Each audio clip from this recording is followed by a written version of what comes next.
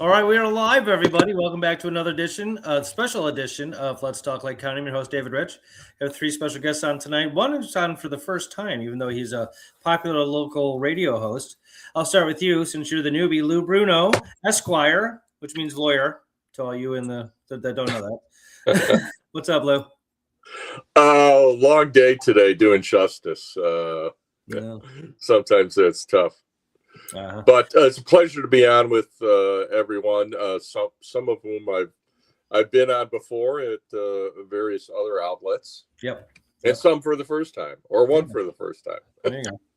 All right, then we have Kristal Larson. Kristal Larson is the I would want to say founder or co-founder and originator of the idea and the maintainer and runner of the LGBTQ plus center over in Round Lake, correct?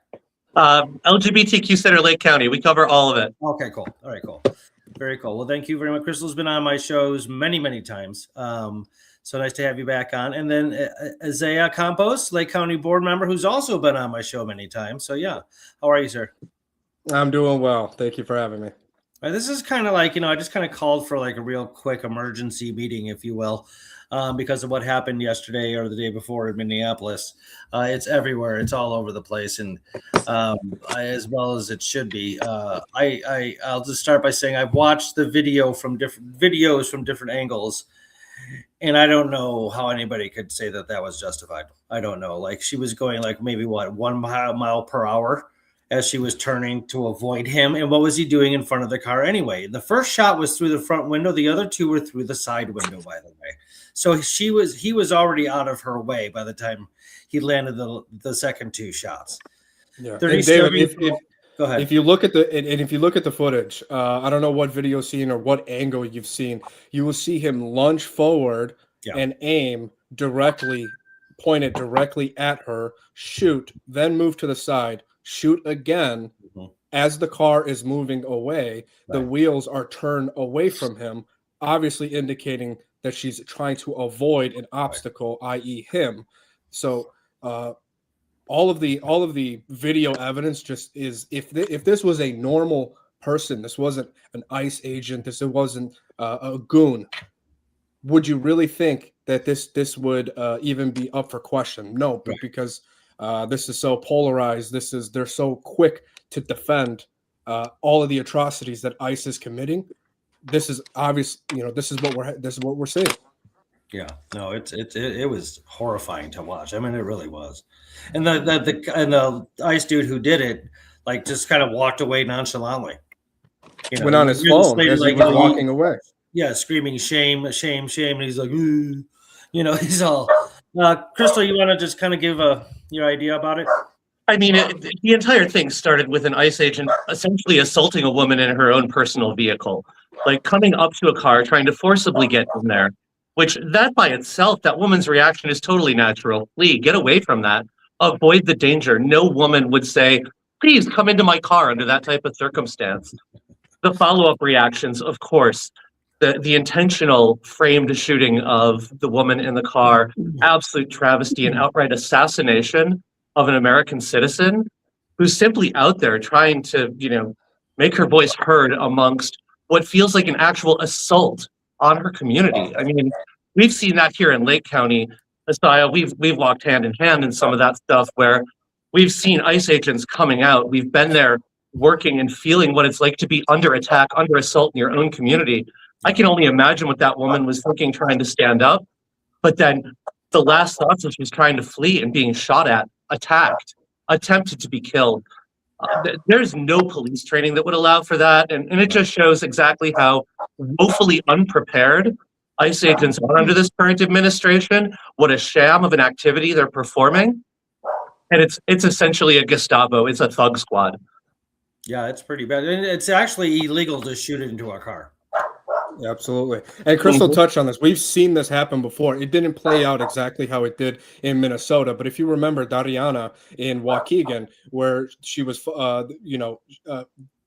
we've seen ICE agents come up to the vehicle and just try to pull people out. They pulled Dariana out, but this woman had the unfortunate fate of of getting shot, and it's just this is obviously escalation, and this is a purposeful escalation everywhere they go. This gets repeated every single time, and it's going to continue to happen if they continue to go into our cities like this. Yeah, for sure. Lou Bruno, what say you? This may surprise some of you and some of my Facebook followers. As an attorney who has worked criminal investigations, familiar with the procedures with a police shooting investigation, although I don't believe I have handled one personally, collaterally, I've been involved with police officers that have shot individuals.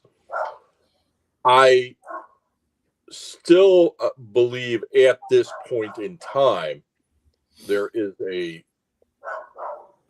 question as to whether this would meet a homicide standard and intentional killing.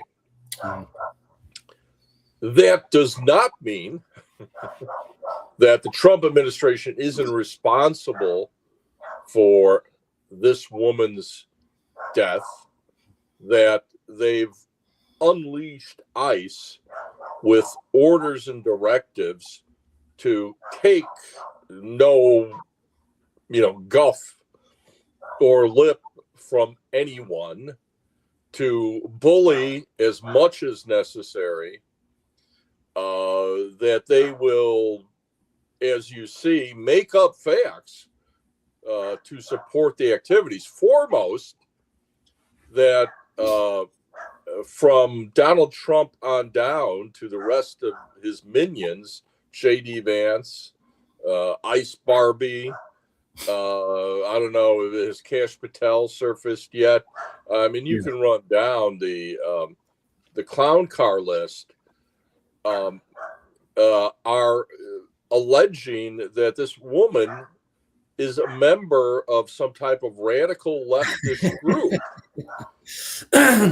And they're amazingly, in press conference after press conference, avoid having to put forward any information that would support that claim, which is extraordinary. But it's their knee-jerk response. They have that in their script. Anyone that opposes them for any reason is a radical leftist. From what we know at this point, and I was checking on it prior to coming on air here, is that this is a mother. I've heard various things how many children she has, but the latest I heard was that she had just dropped off her daughter at school and got caught in this traffic mess, which almost laughable if you heard our DHS secretary, started with ICE agents are caught up in the snow and can't get their car out. Okay, ICE agents is the pun there. But you're going to Minneapolis, you're going to a northern climate, and you're not equipped for it, and they play their games with their vehicles. So, responsible, yes. Is there going to be one hell of a civil rights suit? Yes. Is the Trump administration's policies and their Gestapo-like roundups that when they go into a city justified? Of course not. Is the individual officer at this point in time guilty or chargeable for murder? I would have to see all the facts of the investigation, including what was said to whom and what statements were being made. However, and I've spoken too long already, the New York Times video that breaks down this frame by frame, I think is the best out there right now, and shows the officer towards the front of the car, and there is an officer towards the front of the car. Let us not, deny that did take place. The officer was to the front of the car, but off to the side. Only about 10% of them, I'm guessing, was on the side. Was drawing out his gun quite early. Immediately. Yes. Instead of like taking like a half step to the left, he pulled his gun. Like, just fucking move. So sorry. I will I will defer to the other esteemed guests at this point. Okay, thank you. All right. If you've ever pulled a firearm, if you ever pulled a firearm out of a holster, I did when I was in the Navy. When you pull out a firearm, usually with police officers, I say whichever they are. Obviously, it's on safety. So there is a very conscious action that you have to do. You could blame muscle memory, but it's a very conscious effort to pull your gun out, unlock the safety, and then pull the trigger. There are 3 things you have to do prior to that bullet coming out. Actually, I would say 4, because you also have to aim, right? We also seen him in the front to aim. There's 4 things that you have to do prior to that bullet ever leaving the chamber of that gun. Everything that you've seen in that video is just indefensible. I don't know how else to say it. That was pure murder, what we watched. Yeah, absolutely. I think, Kristal, go ahead. I mean, like, real quick, what you're saying, Esiah, is what Kristal referred to earlier, is that it shows the lack of like good training that ICE goes through. Like, you just, good training or not, like a well-trained officer would not have done that. Period. Good trained or not. Okay, let's say the first shot was oopsie, right? Right. But then there's multiple shots. You don't unload a mag on a moving vehicle, and when you're into the side, that was an execution styled shooting, plain and simple. Yeah.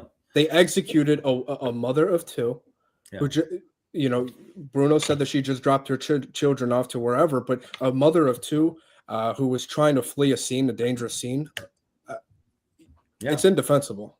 I agree. Yeah, and to Esiah's point, I mean, this is somebody who was clearly well trained, because the speed, the fluidity with which they did this, it was just something. You could call it muscle memory, as Esiah said, but that took practice. That's not somebody who's just learned how to pick up a firearm and carry it.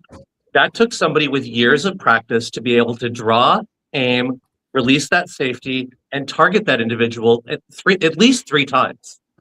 And let's also think what goes through your head before you draw your firearm or even touch your firearm, right? If you see some of these defensible shootings, right? I hate to say that, because a loss of a life is a loss of a life. Right. There has been multiple videos of officers who hesitate to even pull out their gun and then pull it out at the last minute. The fluidity of what this monster pulled out his gun, he already made that decision that he was going to shoot even before he touched that firearm. I would urge your listeners to go see it again, and even though it's hard to see, you would see how quickly and how fluid that decision was made prior to him even touching that gun. It was as soon as she started, like, the cop out the side of her door, he was trying to open her door, and she's like, fuck this, and started driving away. The moment she put her foot to the gas pedal, he drew his gun. Like, again, she was probably going like 1 mile per hour, maybe. Part of the analysis and ultimately reaching a decision to charge, and let me also make earlier comments clear. I believe that this is a wrongful killing. Now, whether it reaches the intent of, the old murder 1 from, Hawaii 5-0, or it's a lesser included offense. And I don't know all the Minnesota statutes and how they are structured, and whether it's something that the facts would fit a manslaughter or a murder 2, if that's what they have, or negligent homicides. Often the training a police officer would have, or an agent would have, would come into effect in the decision-making process here. There was a case that was quite memorable in Chicago a few years back, where the police officer shoots the individual on the ground and puts 16 rounds into the deceased. There was serious legal arguments that the first round was justifiable. Rounds two through 16 were. Right. We're not.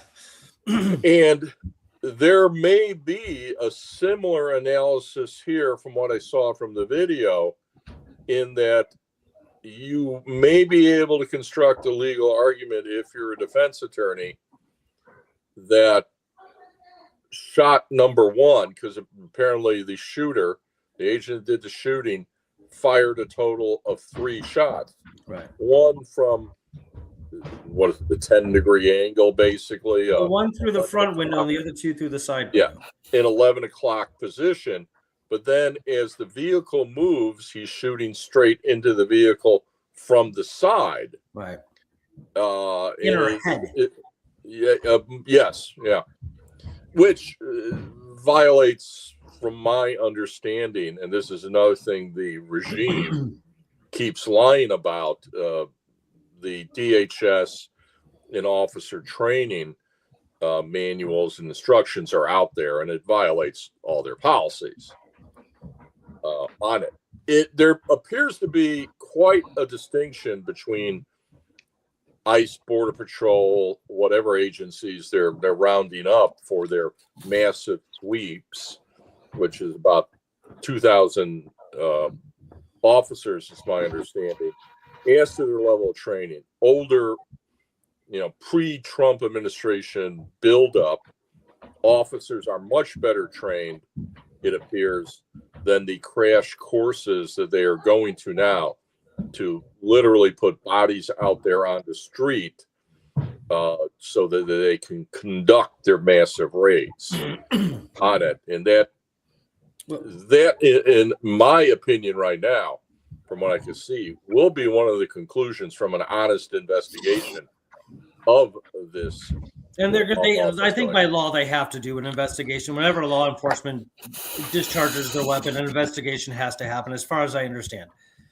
Well, I'll let one of the other guests talk about what's going on with the investigation. Is that not true, Kristal? Whether they do an investigation or not, we've seen time and again right now at the federal and even at state levels in a number of Republican-controlled states, where they just don't care what an investigation says. They're like, well, I know what it looks like, so it doesn't matter what's in this report. Right. That's how they've gone after transgender rights. That's how they've gone after LGBTQ rights. It's how they've attacked abortion. It's how they continue to whittle away at every civil right, is simply saying, we don't care what the real report says. We know what it's supposed to be. It's a sham. And this is a really dark place that we are in history in America. What we're dealing with right now is a rogue federal government. People cannot trust what they say, from the job numbers to if this shooting was even justified. It has shown time and time again that the president is going to use pardon powers for his own cronies and shield his allies from the top down, from the foot soldier all the way to the top, to the attorney general. The attorney general just signaled that they are not going to allow Minnesota inside of the investigation. So whatever is produced cannot be trusted. And when the people stop trusting their government, we stopped trusting their government as soon as Trump got into power. But all of these episodes that are continuing to happen, it's too much. It is too goddamn much. There is now a woman, a mother of 2, who is now dead, and they are going to spin this and spin this. They called her a domestic terrorist. I don't know who else they're going to call a domestic terrorist. Are they going to call domestic terrorists to protesters? Are they going to call Kristal Larson a domestic terrorist? Anybody who doesn't fit their agenda. So we cannot. The investigation is going to be a sham, and this is going to be we're going to start getting into a place. This is what led to walkouts and sit-ins. This is what led people to put up their differences, put aside their differences, and march against the status quo, because the status quo is just not working for us right now. Yeah, no, you're exactly right. I agree.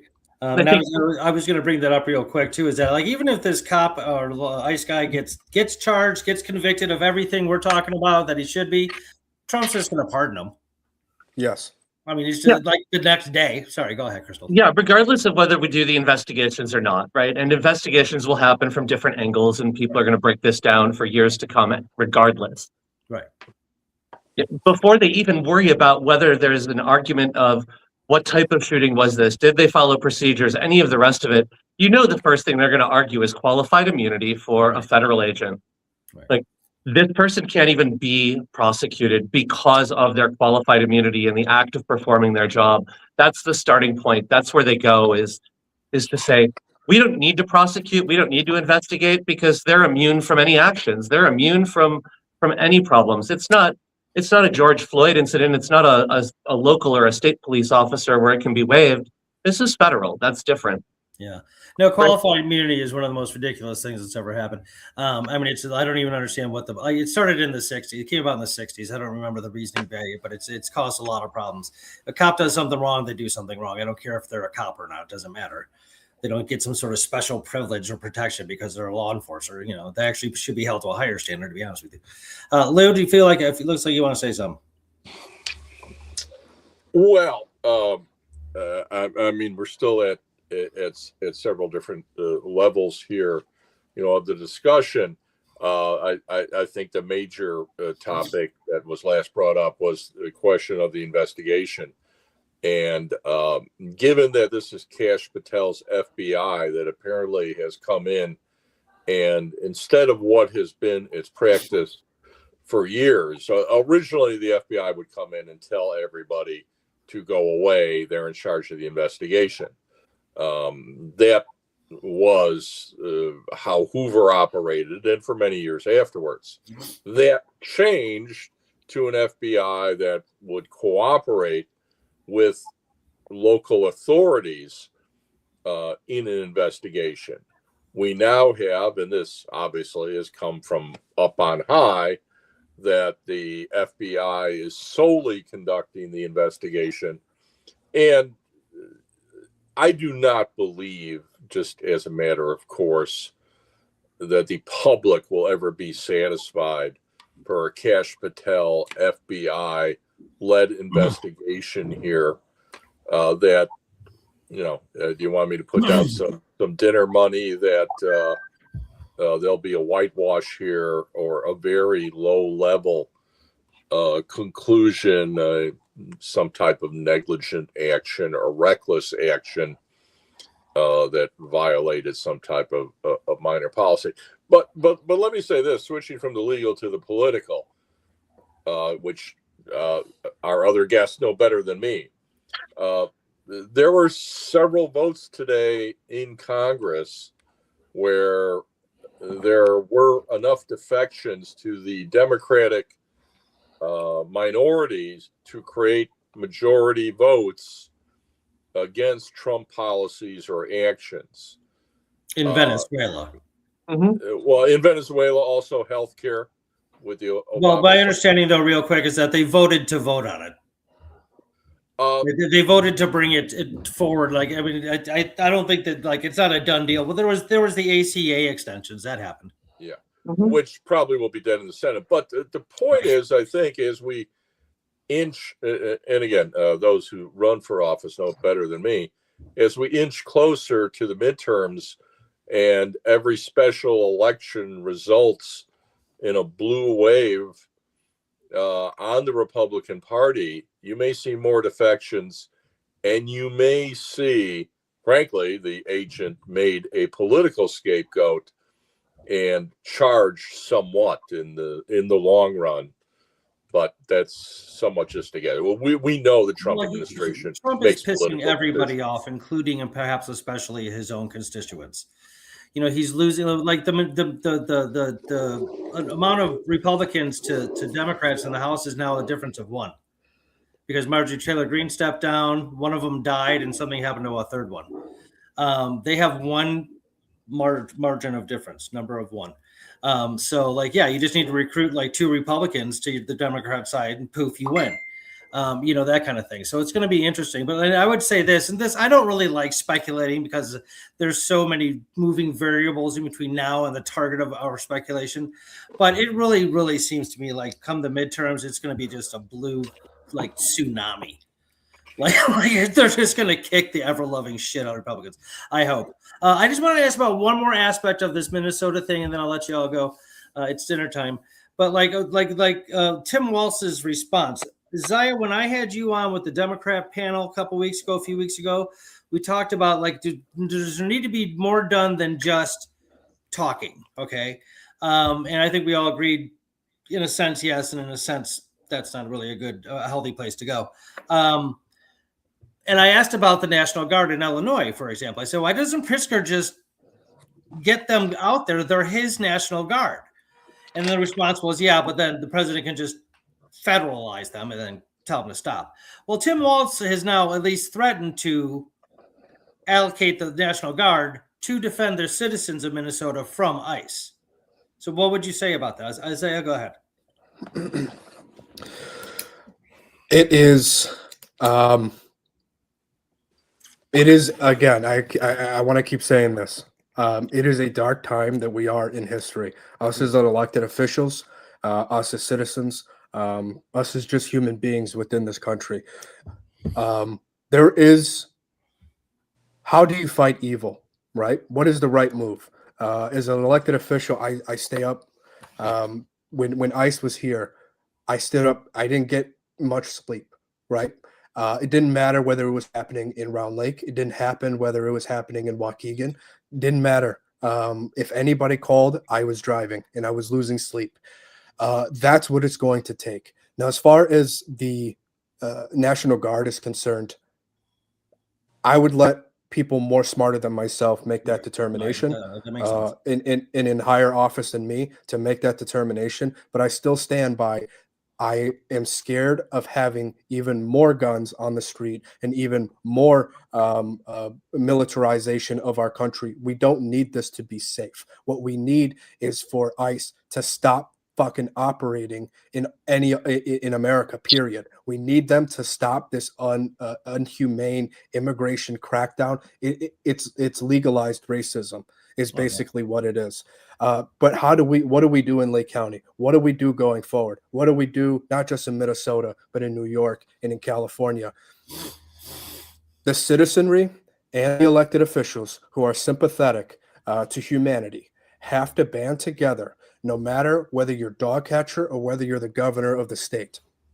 It's going to take people organizing, people coming together, knowing your elected officials. And when it was happening in Waukegan, I'll give you an example. When this was happening in Waukegan, again, that's not my district. But if anybody needed my help, I used every bit of my power, every inch of my office in order to get to somebody who could help this individual, whether it be Brad Schneider, whether it be somebody in the Senate, somebody out of state, doesn't matter. Anybody that I knew, every inch of my power, that's what it's going to take, is for people and elected officials to organize so that if they do come back and if tragedies like this do happen, there is a plan, there is resources available, and the elected officials are able to update each other and put petty differences aside.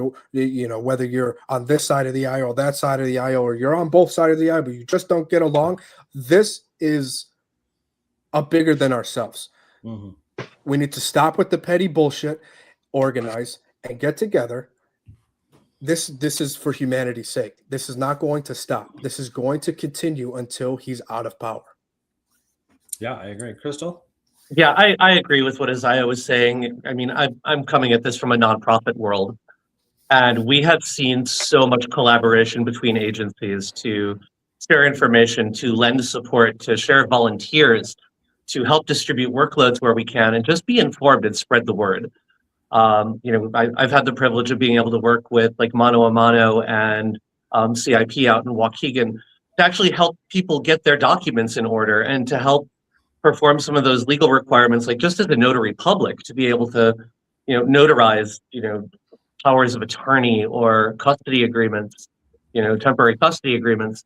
Like, that's not my community that I come from, but it's a community that I can still help, because I know if I'm helping that community 6 months down the road, when I am that radical leftist, when all trans people are made illegal based on federal document laws, those communities are going to be there for me as well. And we have to know that we've got each other's backs, and we will go to the mat for each other at any time, right? That's how we got through all of these previous things. It's how we as a people continue to prevail, and the idea of what our country should be continues to succeed despite the roadblocks that we continue to face from time to time throughout our history. We're going to go through these ups and downs. History shows that over and over and again. But what we see that's unique about our country, what's unique about the idea of our nation, is that our community, our people continue to persist, even when our officials do not. It's well said. I like that. That's very true. Lou, how about you on the government reaction and stuff? Tim Walz and so on. Well, I thought Tim Walz's comment yesterday, and there's an excellent old documentary about the Army McCarthy hearings called Point of Order. Maybe time to rewatch it. You'll probably find it. And the ultimate question by the Army lawyer that destroyed Joe McCarthy was, do you have any decency, sir? And Tim Walz asked that yesterday, and I think most appropriately. The other thing is, because we were touching on the Guard and being called out and such, just something anecdotal. I was traveling overseas on basically an American tour, cruise, and met some people from Texas. And older couple, very nice. They had heard I was from the Chicago area. And there was, we had the Texas National Guard arriving in Chicago, and they said, well, we see this on Fox News. I go, well, that's your first mistake. But we don't really think that our guardsmen should be sent to places like Chicago or Minneapolis or whatever. And the Trump administration regime, dilemma here is, I think, within the red states, that they have a lot of cost and they have a lot of internal opposition to sending their sons and daughters to patrol the west side of Chicago or other areas that may be suspected of higher crime and be there indefinitely to please Trump's ego. And I think Trump is in a bind on that.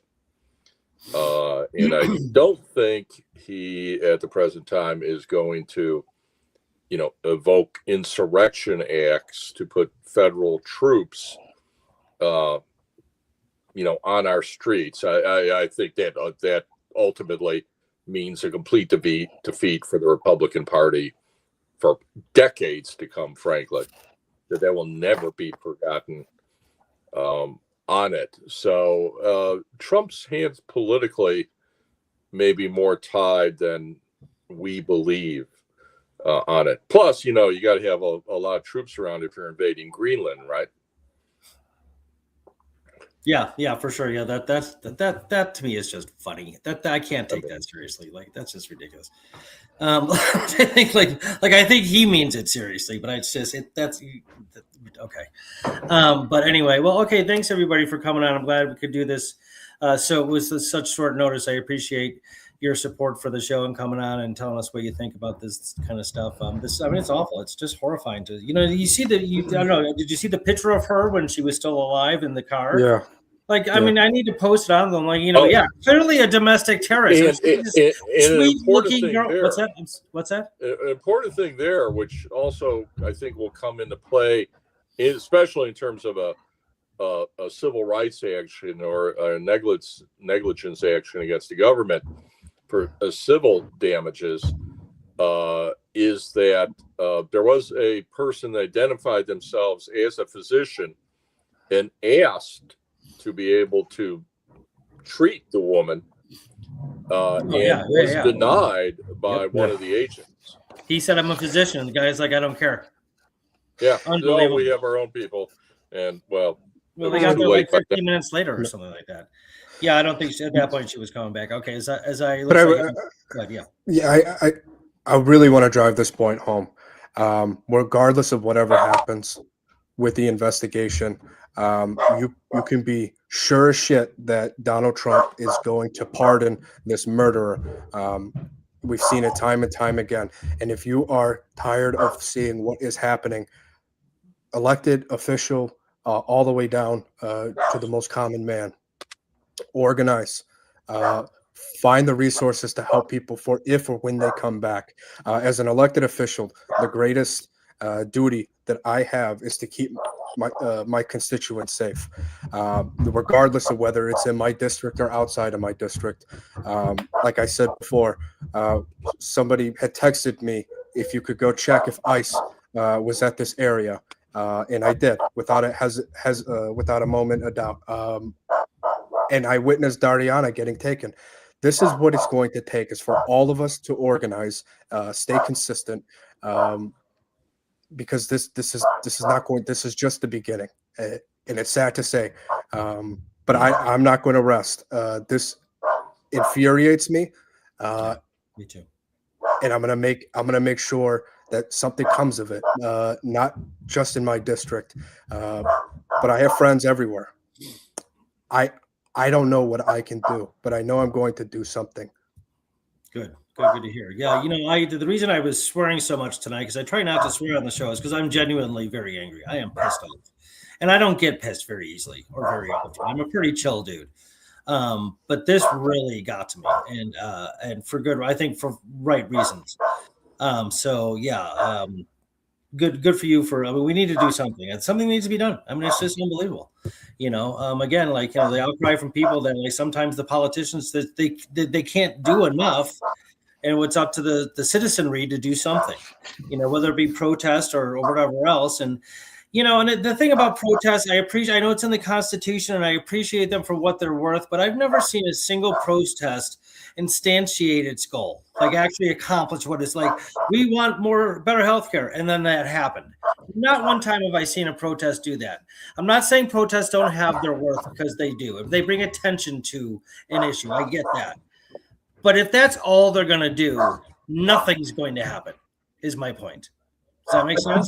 David, I would argue against that. I mean, if I look at the LGBTQ movement since the 1970s and what's taken place, all of those marches, all of those protests, all of that action, all of that work went from anger in the street and rage marching down in Daley Plaza in June of 1970 to marriage equality, to healthcare rights, to protections under the Illinois Human Rights Act. It takes time for that change to happen, but it starts with those voices in the street. And organize, be in the streets, make your voice heard. That is a huge part of our democracy. And when so many voices get together, when we have millions that come together across the country for No Kings events, when we have thousands sitting at the corner of Grand and Hunt Club Road in Gurnee, speaking out and saying, we can't do this anymore. We have to be heard. You have to stop these problems. As we walk down through the streets of Waukegan, protesting, get ICE out of our communities, we get change. We get that change, and it may not be instant, but people hear those voices, people go to the ballot boxes, and people put the next generation of leaders in place to affect that change down the road so that our children don't have to be the victims of that any longer. Okay, that's good. Yeah, no, I do believe the protests bring attention and awareness to issues. I definitely agree with that. Okay, well, good. Any last comments, concerns? Not ultimately last comments, just for the show. It's been a pleasure to be on with the other guests tonight. Thank you, Lou. Likewise. David, thank you. Okay, well, thank you so much. Kristal Larson, Esiah Campos, and Lou Bruno, thank you so much for coming on the show, everybody. Thanks for tuning in to Let's Talk Lake County. I'm your host, David Rich. Till next time, keep talking. Hold on one second. I want to ask you guys something off here.